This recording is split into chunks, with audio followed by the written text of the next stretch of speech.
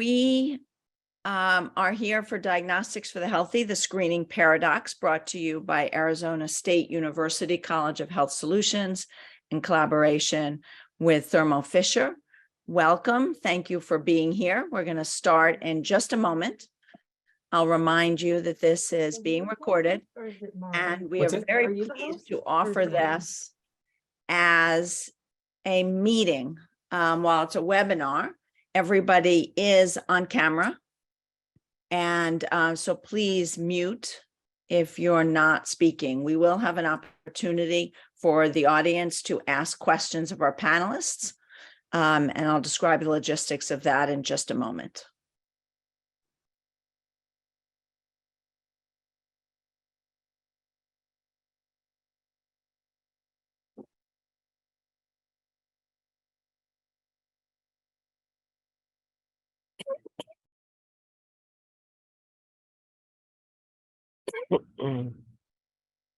And again, it is the top of the hour, so we will get ready to start.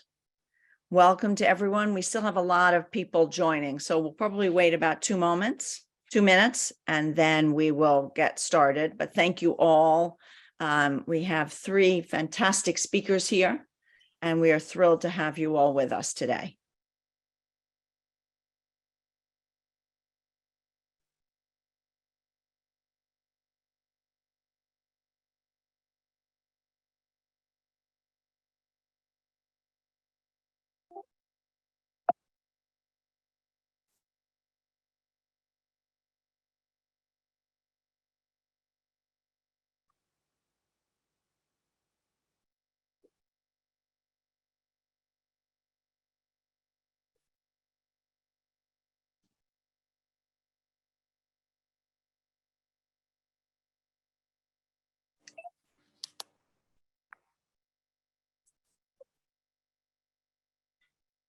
We still have people joining very quickly. We'll wait another minute, and then I don't want to keep anybody because you all arrived on time. So we will start in just a moment and have people joining as they come in.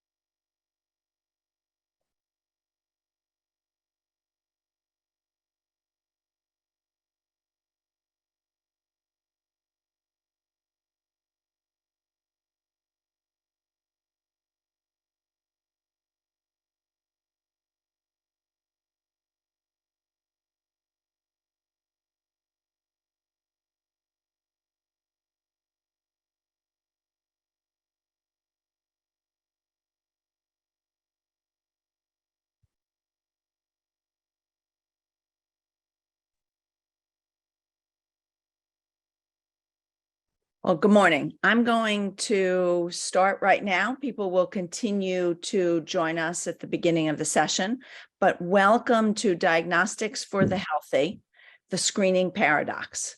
We are thrilled to have you here this morning. This afternoon, and this evening. We have a large international crowd.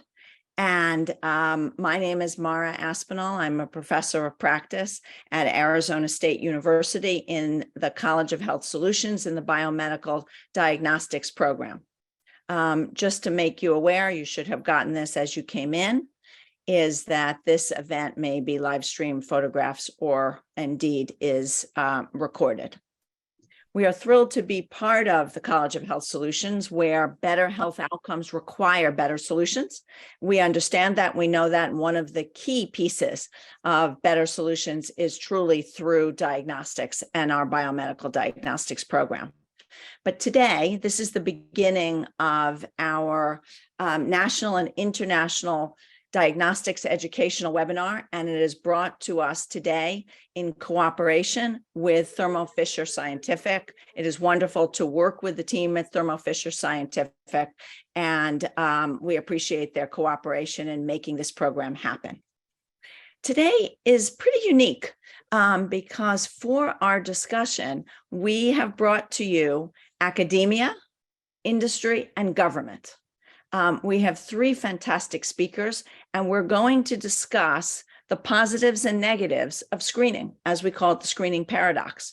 So whether you think about screening as very impactful and creating actionable decisions, or expensive and creating uncertainty, we're going to look at what that means for the general public, and happy to answer any of your questions. We'll start with introductions of our speakers, and then we will move to a discussion that I will moderate, but we will very much open it up to questions from our audience. As you can see, we are running this in a meeting format, so all of you should be on camera if you are comfortable doing so. But please, I would ask you to mute so we can make sure we hear our speakers. If you have questions, please put them in the chat, and we will take as many questions as possible. And we will end at the top of the next hour. So with that, let me welcome our great speakers. And I'm going to let them introduce themselves, but I'm going to give you a little bit of background, and then I'm going to do some level setting. Our speakers are Karen Anderson, who is both an ASU professor and a medical oncologist, associate professor of medicine at Mayo Clinic, and she is very much focused on the immune system and detecting and altering cancer development. Our next speaker is Christina Clarke Dur, Vice President of Epidemiology and Distinguished Scientist at GRAIL, and she has dedicated her professional career to reducing the burden of cancer through prevention, early detection, and population health. And then Bruce Tromberg. Bruce is the director of the National Institute of Biomedical Imaging and Bioengineering at the National Institute of Health. He led what's often called RADx, the Rapid Acceleration of Diagnostics program, a $1.7 billion initiative that most recently was focused on increasing COVID testing capacity and performance. All of our speakers are great speakers and very well read and authored publications in the field. But as we start, let me just give you a little bit of context, and then I'm going to hand it over to our speakers. What are we talking about today? Screening. How do we define that? Identifying unrecognized disease with tests, exams, and other diagnostic procedures. Screening sorts out those who are apparently well, who probably have a disease, from those who probably do not. A screening test is not intended to be diagnostic, and follow-up is needed. When we talk about screening today, it's a broad range of technologies, from blood tests to imaging to your smartwatch to psychological screening to liquid biopsy. It's not about any one technology. The purpose of screening, very clear. Identify risk for disease in a non-symptomatic state when action, prevention, and/or treatment may be possible. I'm not going to go through the history of screening, too long to list, but just a couple of key dates. Many would say that screening started with the U.S. Army and psychological exams to get into the Army for World War I in 1917. The 1940s brought screening for cervical cancer through the pap smear and diabetes.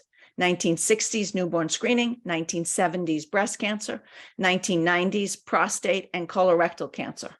And what you'll hear today is some of those screens have very much changed with the knowledge that we have today.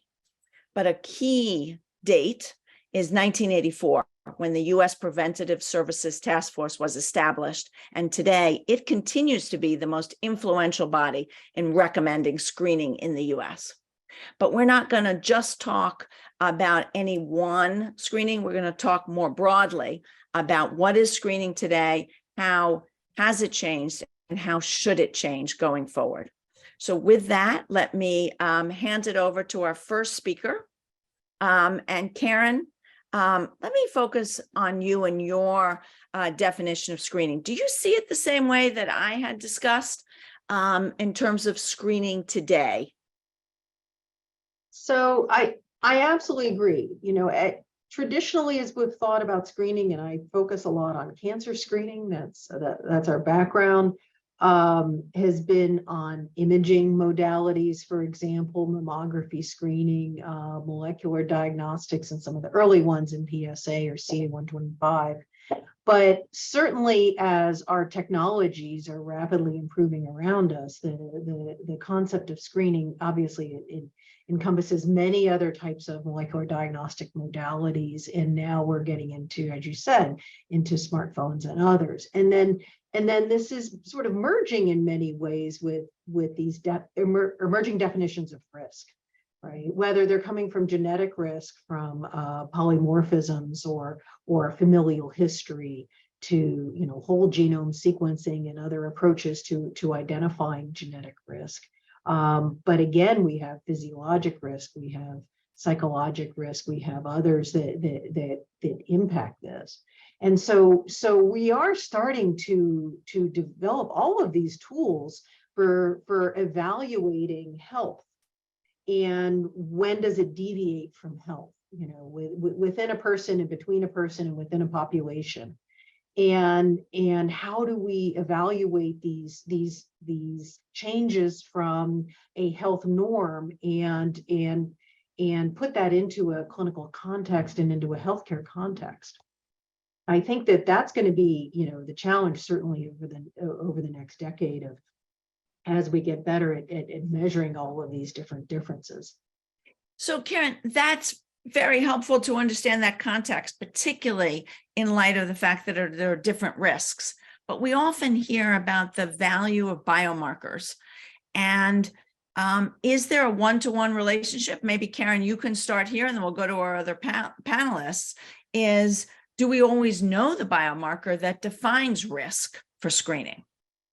Well, so when we think, biomarkers, for example, the challenge is if you have a biomarker and you have a test, first of all, no biomarkers are perfect.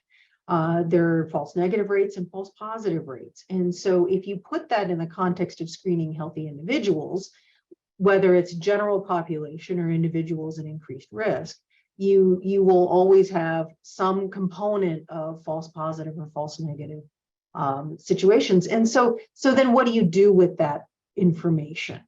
Okay, think about this in the context of ovarian cancer screening. What do you do with information of elevated biomarkers? The UK CTOX program in the UK for targeted ovarian cancer screening, identified this. Well, if you have rising CA-125 or alterations in these different biomarkers, you then have to deal with the consequence of those tests, and that those consequences may be it leads to another test. That consequence may be it leads to different imaging modalities or different physical exams or other things, or that consequence may be surgical intervention, depending on what the screening modality is and what that can be. So all development of molecular diagnostics has to be within the clinical context of, what is the risk population that we're thinking about, and then what are the downstream effects of those molecular tests, those imaging tests, those physiologic tests for evaluating somebody, and do we have the healthcare systems and the processes in place to be able to deal with the consequences of positive tests. So I appreciate that. So let me go to Bruce and let you introduce yourself. So sorry about that. And give us a little bit more context, because you've seen so many different technologies used for screening. So how do you see it today and this impact of screening using different modalities? Yeah, thanks, Mara. And thanks for organizing this and for inviting me. And I think you gave a great introduction for me, but just to put a little more emphasis on it, at the NIBIB, we support technology development across all different modalities: hard materials engineering, soft materials, big physics, small physics. So we see screening maybe in a little bit of a different context. But I think Karen brought up some really important points, excuse me, about really understanding how a particular test should be applied. And a lot of our insights can be derived from the performance of the test. So oftentimes diagnostic tests and screening tests are kind of used interchangeably. And we saw in the pandemic where some of this can create problems. So for example, early on in particular in the pandemic, relatively poor performing antigen tests were used to screen asymptomatic individuals. And it really took a while for people to understand what the performance limitations were. And that was probably an inappropriate application, that the best test for screening would have better performance. You need to have the pretest probability of a result really better understood in order to apply these effectively. So that's if you take one test in isolation and you want to minimize the false positives and the false negatives, depending upon what particular disease or condition you're applying them to. But another really important point that Karen brought up is there's more than one test. Like a single test is not the screening approach. So it should be an integrated and thoughtful approach to screening. And we often use tests that are able to measure emergent properties. So rather than zeroing in on like a single molecule or a single mutation, we can look at much, much more. And classic examples are blood pressure, heart rate variability. These are relatively easily accessible and emergent properties that are kind of well understood from a screening point of view, but they can be better. And part of this is really figuring out the interval for screening. So how often do you do these? Do you do single snapshots? If I do my blood pressure once a month, is that an accurate reflection of whether I have hypertension or I'm at risk? So we can, from a technology point of view, begin to push these to more continuous scales so we can see the impact of circadian biology on many of these emergent properties, and then measure in the context of the timescale of the biologic process that's relevant. So these are new things that are increasingly available from a tech point of view, and figuring out how to integrate those with our single snapshot tests, our molecular tests, our imaging approaches is really the main challenge. I don't think we have many, many technologies that are incredible and moving very quickly, but thinking about how to integrate them and take that information across these scales, both molecular and spatial scales, but temporal scales as well, is really a key challenge. Thank you, Bruce, for that. And you do bring up an interesting point about technology integration and temporal scales in terms of what does screening look like over time. But let's stay on that issue of new technologies. One of the newest technologies in screening is called liquid biopsies.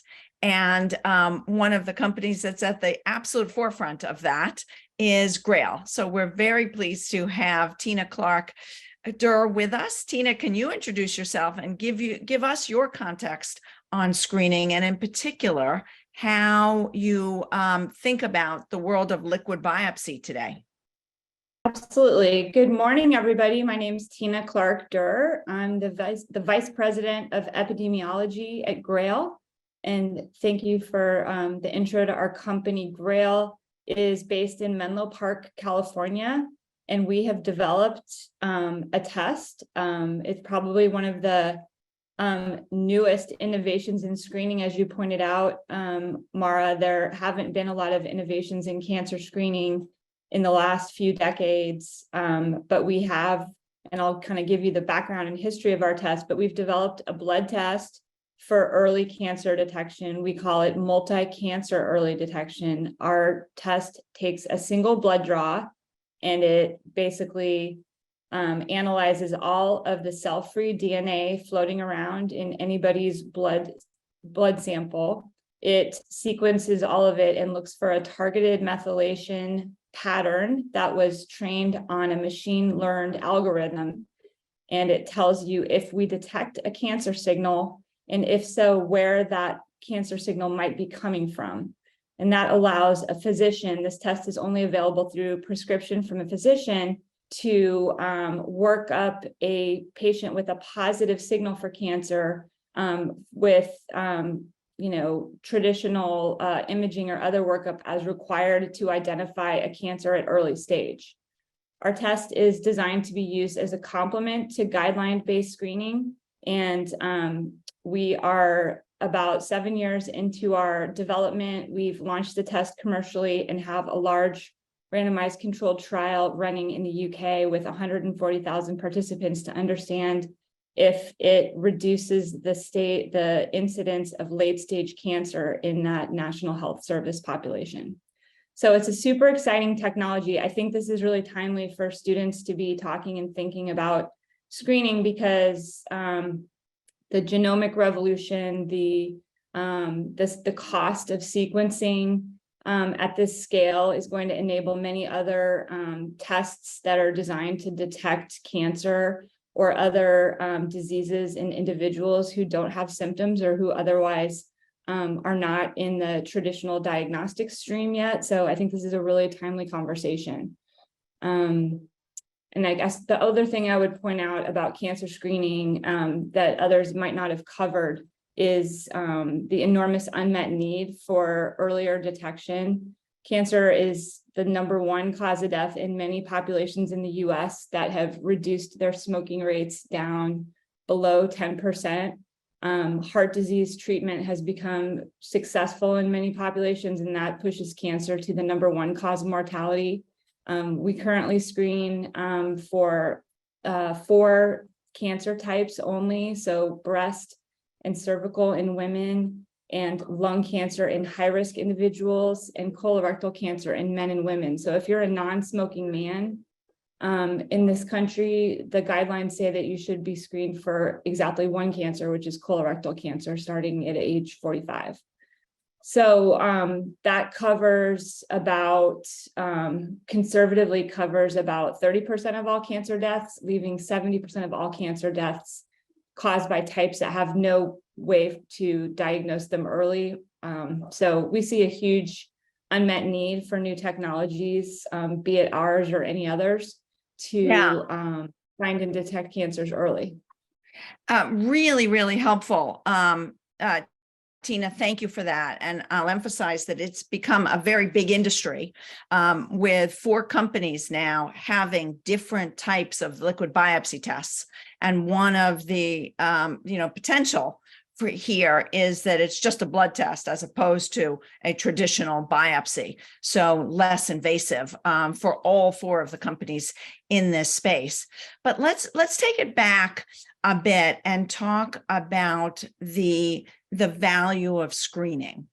And when we talk about that, and there's a lot of focus on cancer, but let me ask each of our panelists, what is the value, what we hear a lot is, what is the value of screening when you might find out the disease can't be treated? And therefore there's nothing that can be done to improve the health of the individual person. Bruce, I'm going to start with you here and then go to Karen. That's a lot of the controversy here. Why do I need to be screened if I'm going to find an answer that says I can't be helped? How do you think about that? Well, okay, I'm biased. I'm a technology person, so I think it has enormous value. Both for generating information content that can potentially be actionable at some point in the future. But, we can think of some classic example of that, and that's looking at ApoE variants and haplotypes. So you may have a variant or haplotype that is suggestive of a higher risk of Alzheimer's disease, cardiovascular disease, diabetes, and so forth. Not all of those will be treatable, particularly Alzheimer's disease. But there may be lifestyle interventions or changes or optimizations you can do to minimize your risk for developing full-scale disease.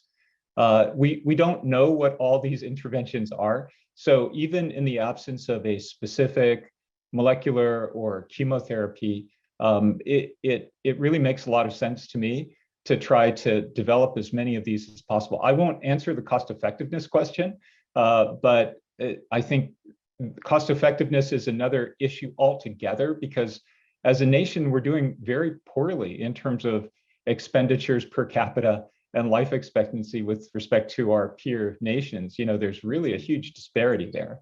And I don't think it's necessarily the costs of all of the available diagnostics or therapeutic approaches. It's not a very well understood integration of the opportunities that we do have across all these scales, and giving access to all populations. So there's less disparity in our approach with these technologies. Very helpful, and I love the technology focus. Let's shift to the academic, but very much clinical focus. Karen, with you, you must get that question a lot from patients. Why do I need to be screened if there's nothing I can do? I absolutely agree with Bruce's comment. Well, there's nothing we can do today, perhaps. But tomorrow we don't know what that change will affect. And I think that in many ways, knowledge is power. And does it change whether it's lifestyle modifications or whether it's more precision screening, for example, down the line? But if you're diagnosed with something today that may not be treatable, the question is, does that impact other aspects, psychological or other aspects, and does that impact potentially knowing and being able to participate in clinical studies and targeted clinical studies to advance the field and perhaps change that? I mean, we have seen a tremendous change in molecular targeted therapeutics, for example, over the last 20 years. I've seen this in the field of breast cancer. And the pace of this is only increasing. So there is a shift in what we're doing. Look, we dealt with this with HIV diagnostics back in the 1980s. Mm-hmm.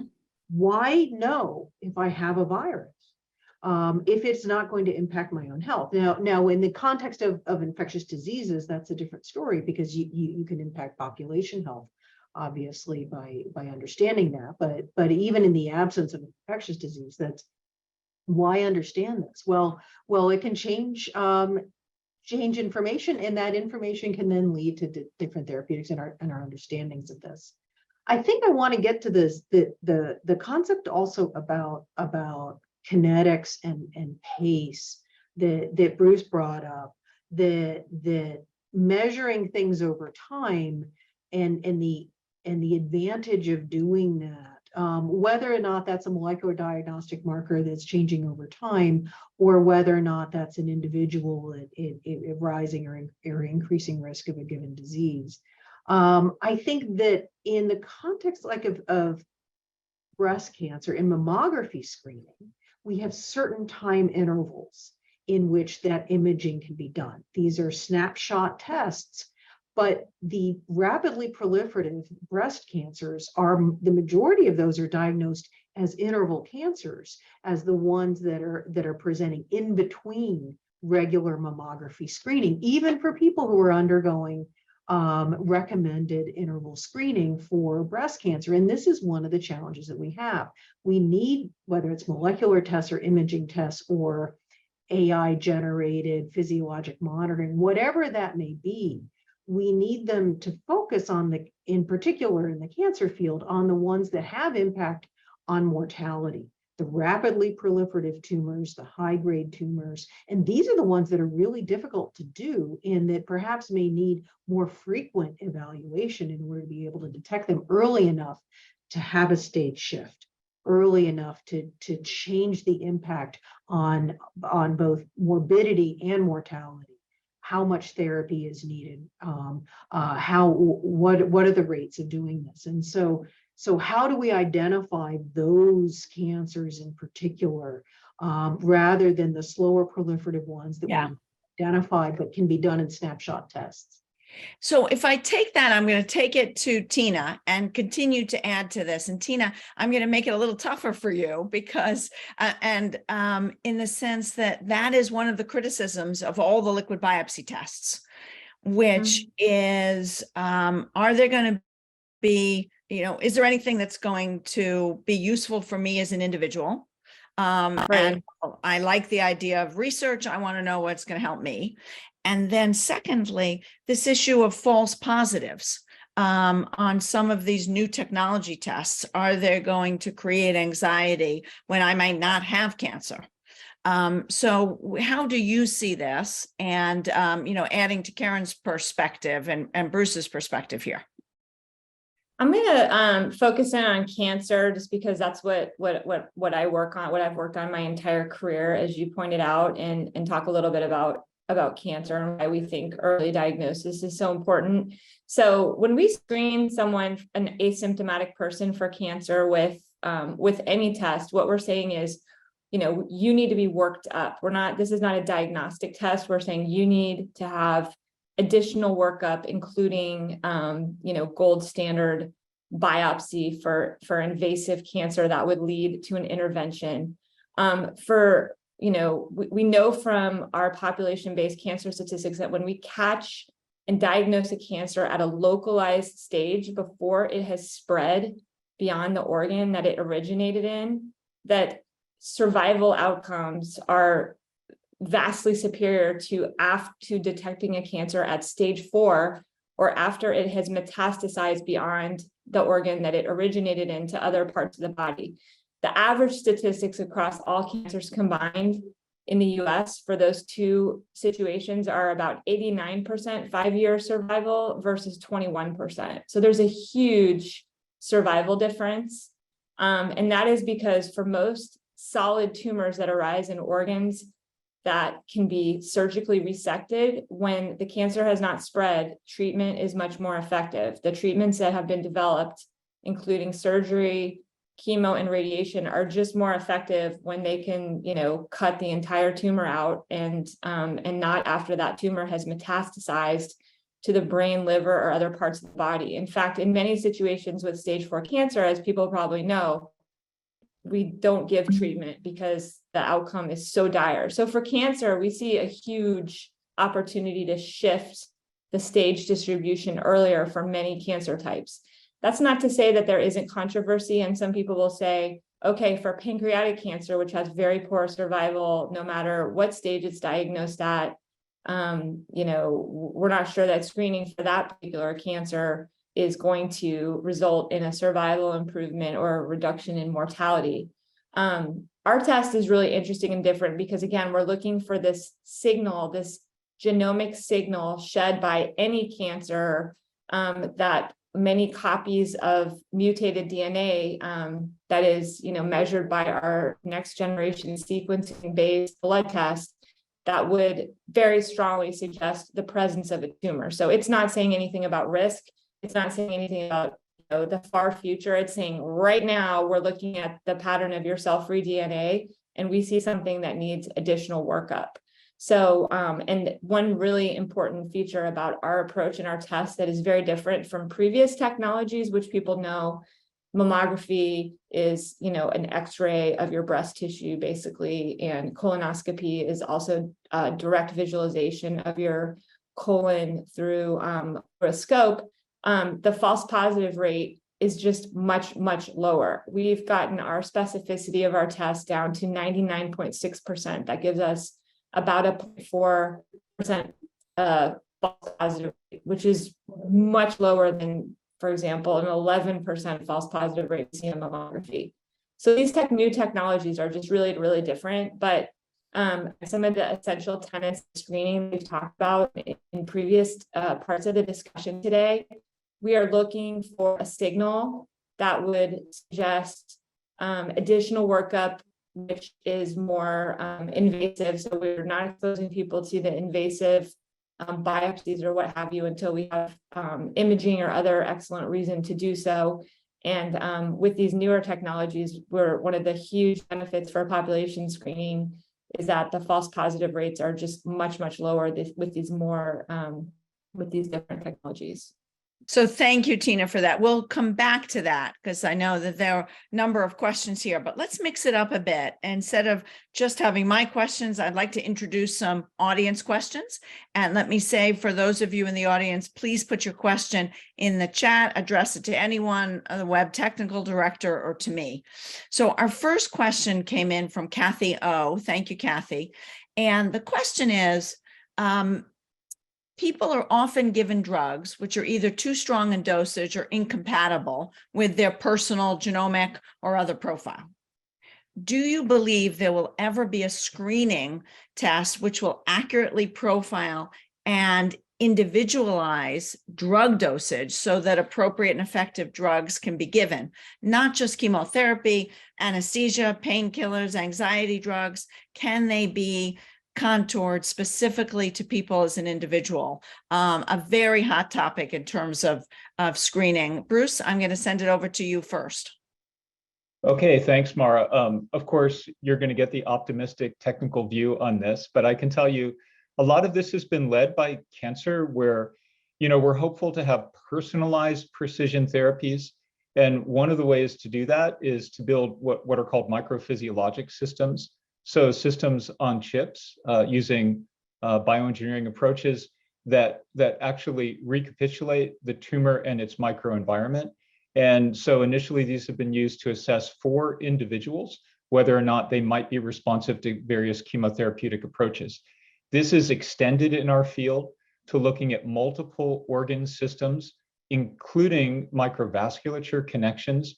So being able to, in a sense, have an avatar of yourself on a chip, recapitulate multiple processes, and you could then, in theory, look and see what the potential side effects of medications are and begin to optimize dose. When you combine that with better diagnostic approaches that can assess the impact on related organ systems and on the direct target, I think this is possible. So a combination of bioengineering approaches and improved assay-based technologies. So thank you, Bruce, for that. And it's a great justification, and with Kathy's question as to why these are important.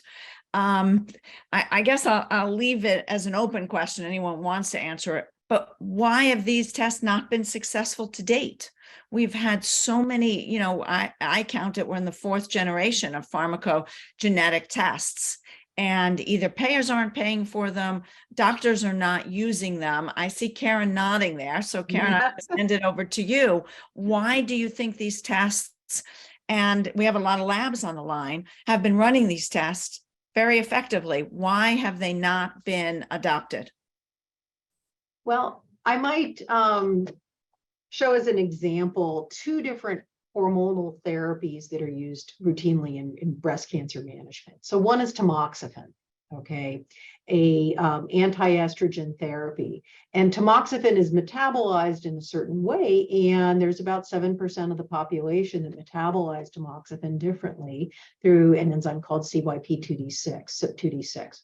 So we routinely do pharmacogenomic analyses to assess whether or not a woman can metabolize tamoxifen to its active metabolite and use that to do precision therapeutic management. And I would say that is one example in which we do this, but that's not universally done. And there is significant controversy as to the utility of that test and the reimbursements of those tests, et cetera. I think also for tamoxifen use, we're learning that doses may be different, that we can decrease doses in different clinical settings, such as the prevention setting, where maybe we don't need full doses to have the same impact of preventing cancer management. And so that decreases side effects and toxicities of therapy.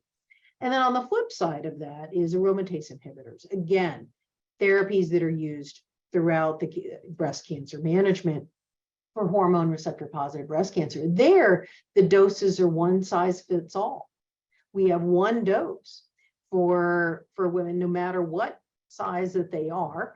And are we effectively inhibiting those aromatase inhibitors, et cetera, in that setting? So I would say that we use pharmacogenomic testing very little in sort of in a routine healthcare setting. I think that there is large opportunity to change that. And I think that that may give us that more precision therapy. But getting to Bruce's point about these avatars, right? We right now, for cancer management in the advanced cancer setting, other than precision management based on genetics of a tumor or protein expression of a tumor to perhaps give more precise measurement. Otherwise, there is a tremendous amount of trial and error. These studies have said this, and so we start with this drug and we see if it works, and we start with this drug and see if it works. It it is slow, it is ineffective. You want to provide more precision targeted therapeutics. And I think any method, whether it's more physiologic or more technical, that improves the precision of our therapeutics and being able to target those would really advance the pace of therapeutic management. Yeah, I have to just say this, Karen, because for so many years I've been saying trial and error medicine only works if you're learning something. Yes. And then can personalize it. We can't say you'll never do trial and error because by definition, that's the way you learn, but it can't be trial and error forever. So excuse me, taking the moderator's prerogative there and adding some commentary. We have some more great questions. So I'm going to turn to Michael Donovan. Michael, can you ask your question? And then Martin Ramirez right after that. Sure. Thanks, Mara. I want to hear the panel's thoughts and in terms of how this can be addressed. And I guess this is a screening issue, but it's also a diagnostic issue and a kind of an overarching issue in terms of data. It's the role of race and genetic heritage in screening, where we're starting to see that so much of the data used to develop screening tests as well as diagnostics has been based on information from those of a European heritage, and now you're seeing that maybe that doesn't hold up for those of diverse backgrounds.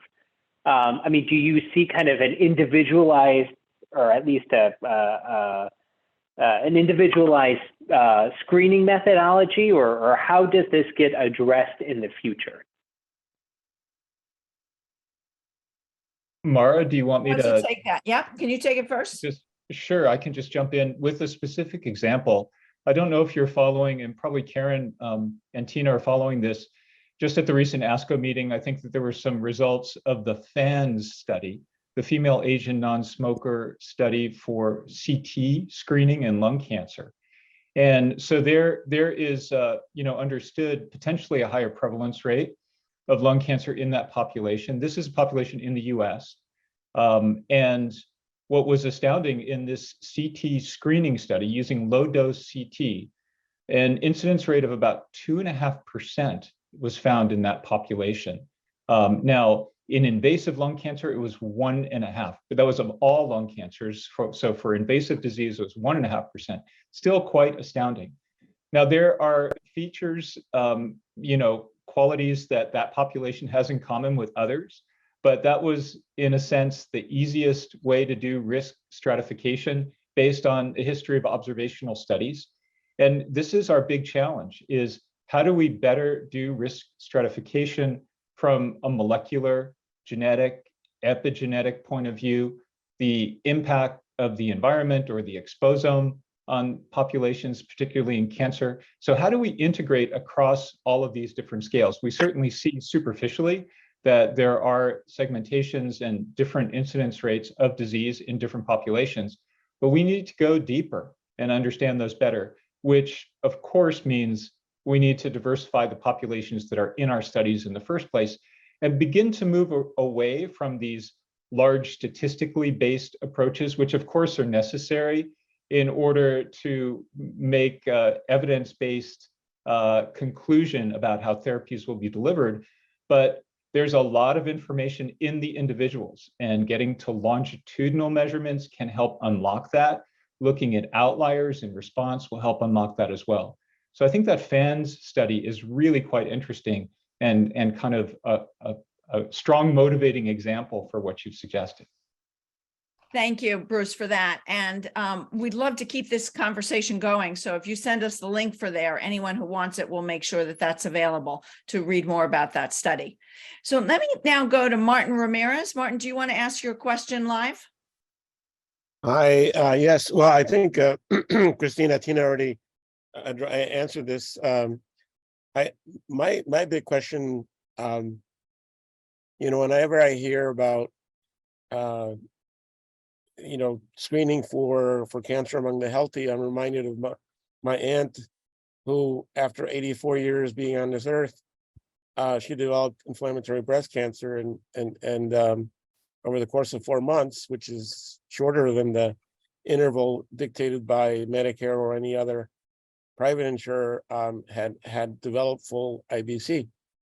And I don't know if there's anything that could have helped her, but what I'm kind of thinking about is that these liquid biopsies, could they help? And it looks like Tina says that they've already gathered data to be able to shorten the interval, especially for some high risk populations, so that we could actually get quicker access to treatment for those who don't have palpable breast cancer, in other words, tumors, and also lung cancer as well. Thank you, Martin. And I know, Tina, you answered in the chat around screening intervals. You see that as approximately a year. And obviously one of the questions that comes up is affordability. But is that the way you think we're gonna go forward? And then I'm gonna shift from there to the new breast cancer guidelines, because ASCO has changed those recently. And over to Karen. Christina? Yeah, no, so let me just talk a little bit about how, if one was able to, proactively design a screening program to detect a particular disease early, the kind of considerations you would want to know about that disease in the population would be the prevalence of that condition in the population. So for our test, we look at the incidence of all cancer combined, which on average in persons aged 50 to 79 is about 1.3% per year, saying 1.3% of people will develop any cancer between the ages of 50 to 79. And each annual year. Obviously that increases rapidly with age. So it's much, much higher in your 70s than it is in your 50s. But we're trying to develop a program. So thinking about, what is that condition? Do I think I can intervene? We've already talked about, surgically resecting tumors if we can catch them early enough. And then, right, how often would I need to screen people in order to catch them at that early stage? And then those are the benefits. And then you got to consider the harms. So the harms would be when I screen a healthy person and give them a false positive and they have to be subjected to a diagnostic workup that was unnecessary. That workup could involve, for example, a colonoscopy has risks of a perforated colon, so you have to kind of factor in what are the harms and what are the benefits. And really the best way to understand that would be to run a clinical trial and to be able to measure in your target population, what are those, what benefits and what harms did we see? And that will inform the screening interval. And then you can put some economics onto that and understand what are you getting for your screening program. So very helpful, Tina. And let me hand it over to Travis, and I want to talk to Karen about the new guidelines. Travis Schlappe, you had a question about this issue of false positives in screening, which is typically the biggest question, the biggest negative other than cost that's discussed. Travis? Yes, my question is very related to what you were talking about, Tina, the risks and the benefits of screening. My question is a little more quantitative and kind of for Bruce and Karen.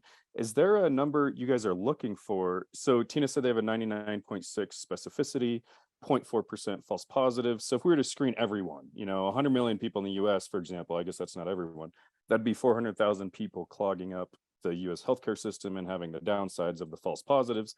And the benefit is you catch whatever numbers Tina said, 500,000, a million people that do have cancer. Do you guys have a guiding number about, do you want 99.9% specificity? Is 99.6 good enough to recommend screening for everyone? Or where do you draw the line, or is it you have to do a clinical trial for every single case, kind of like Tina was saying, and do an economic study of everything? Who wants to take that first? I can give a short answer and then pass it on. But in general, yeah, every case has to be evaluated. The performance of the test has to be considered carefully in the context of the prevalence. So you have to evaluate the pretest probability, and then you have to do your cost-benefit analysis. of the false positives.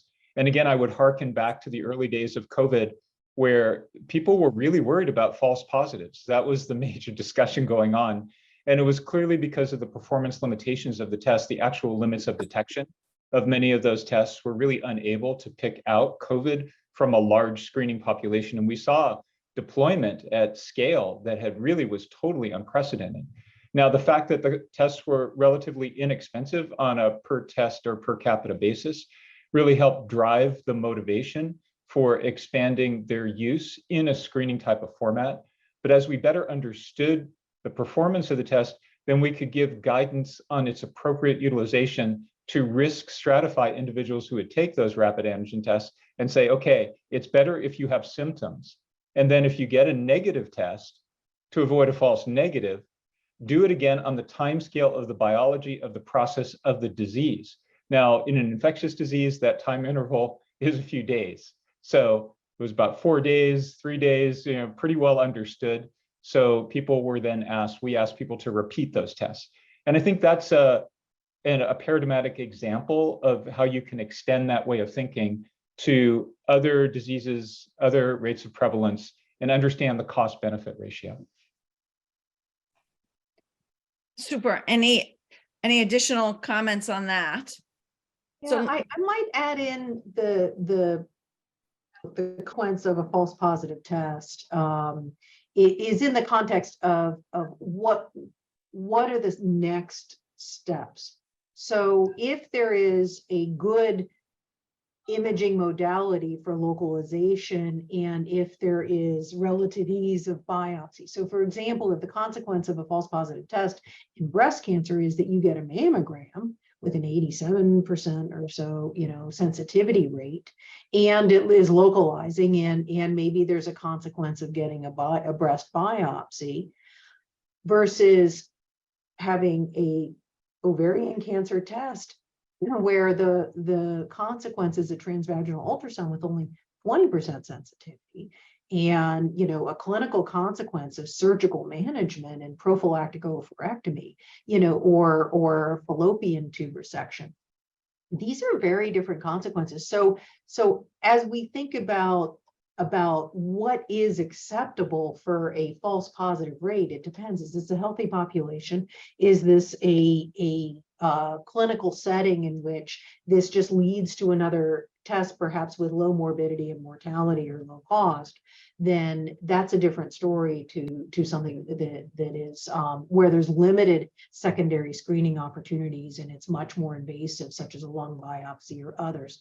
So there's no one level, but certainly the healthier the population you get, certainly the higher the specificity that the test requires in order to be able to screen larger numbers of people. So Karen, let's stay with you, and we've got 8 minutes left. So we're going to ask you one question, then we're going to do the lightning round with our 3 speakers.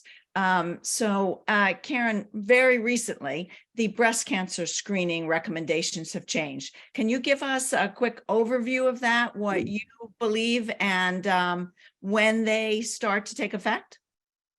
Well, the prior screening recommendations from the U.S. Preventative Task Force were to start breast cancer screening at age 50, but to have a conversation with your healthcare provider between the ages of 40 and 50.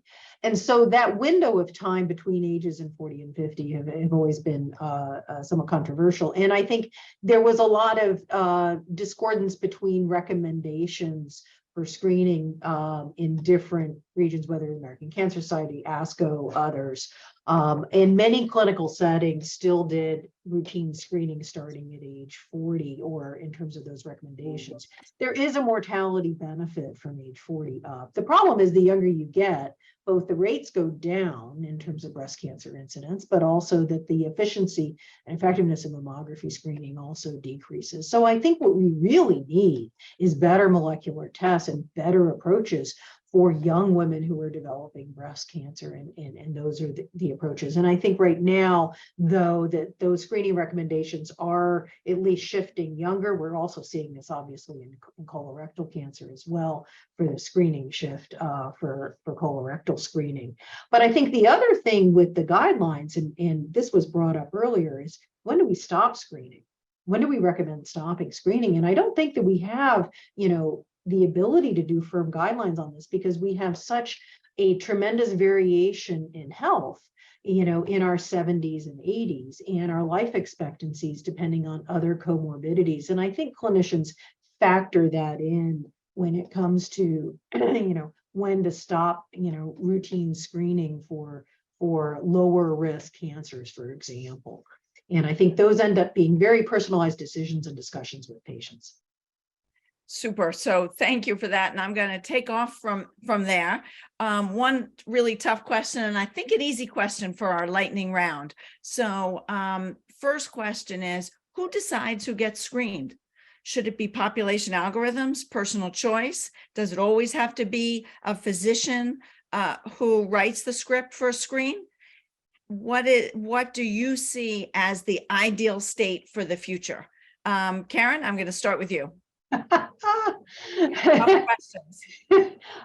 Well, I think that we do need to provide screening guidelines, but ultimately the decisions about screening, rely on autonomy and the opportunity, and I think it is very incumbent on us to have access to screening modalities. The screening, you can have the great screening test, but if it's not getting to individuals, and if they're not able to do it, then it's not that useful. So I think that we need to, improve access to care, improve access to screening opportunities in particular, to be able to do this. And it does involve discussions. I think minimal risk things such as blood tests, there are certain areas that where you have the right to do this without a prescription if needed, and Arizona is one of those states. Yeah.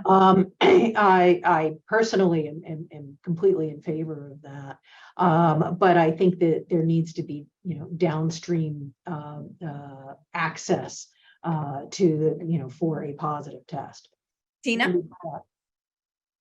It's a tough one. I mean, for cancer screening, a positive test means you need immediate medical attention. You need to get yourself imaged, or you need to get that diagnostic workup going as quickly as possible. So I would hesitate to say that you should be able to access these tests online or on yourself without making sure that you have access to that diagnostic workup. So tricky question. And I know things have really changed in the kind of post-COVID telemedicine era. So I think these are really, really important questions, but I guess I would tie it immediately to, a positive test needing immediate medical attention. I would point out, because it's yeah, is all about a screen and then a diagnostic if positive, because that's certainly not useful without that. Just brings anxiety. I would point out this is an America unique question, because in a national health service, we feel confident that people have access to care, but that's not necessarily the case here in the US. Very much so. Bruce? Yeah, I agree with what both Karen and Tina pointed out. I think those are really critical concepts. And I would just add that existential risk from whatever it is changes over time. So the idea of screening will significantly change over time. And it's really hard for the general population to interpret that. So I think we need to do a better job of educating healthcare and kind of changing culture just a little bit in this to make things better understood of the intervals and the type of technologies that we use at different stages or phases in our life.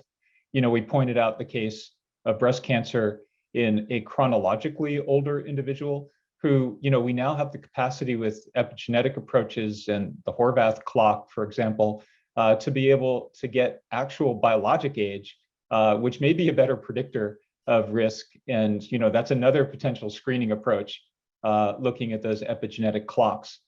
But overall, I think this is something that people need to have some control over. And you see with the emergence of digital health approaches and wearable technologies, there's this enormously expanding industry that is just saying, we don't need regulatory authorization.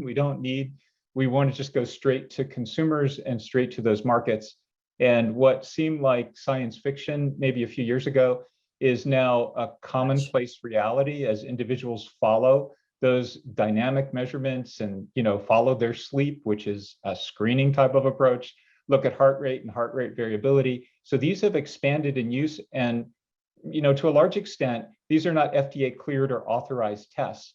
So we on the medicine side need to kind of get on board and be able to figure out how to really provide really good guidance and optimize the technologies and the performance for many of these, some of which look very much like what you might get in a hospital, but they are consumer-based devices. So this is a really big new frontier. So with that, I'm going to summarize, and I'm going to summarize in one way and thank our three fantastic panelists.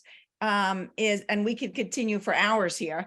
I'm going to summarize by saying we need more education for the lay public, for physicians, for providers, for insurance companies, and even for government to understand the basis of screening and how we go forward. Let me thank our great panelists, Dr. Karen Anderson, Christina Clarke Dur, and Bruce Tromberg. Thank you so much for a great session and some really provocative areas. Bruce, if you could add maybe the Horvath test in the chat so people understand what that is and biological epigenetic age. And I would encourage everybody to go there to see the links. Thank you on behalf of the ASU College of Health Solutions and very importantly, Thermo Fisher Scientific. I am very pleased to say in our cooperation with Thermo Fisher Scientific, we have 2 more upcoming sessions, technology, diagnostics technology in the post-COVID lab, and diagnostics, what do healthcare providers know or should know in the future. At ASU, we will also have our annual summit, which is October 19th. You'll all get an invitation to that, as well as our 2 additional educational sessions with Thermo Fisher. So let me just thank all of you and really appreciate the opportunity to be working together and to continue this discussion in terms of the strength and the power of diagnostics and to use it well. Look forward to seeing you at another session. Stay well, everyone. Bye.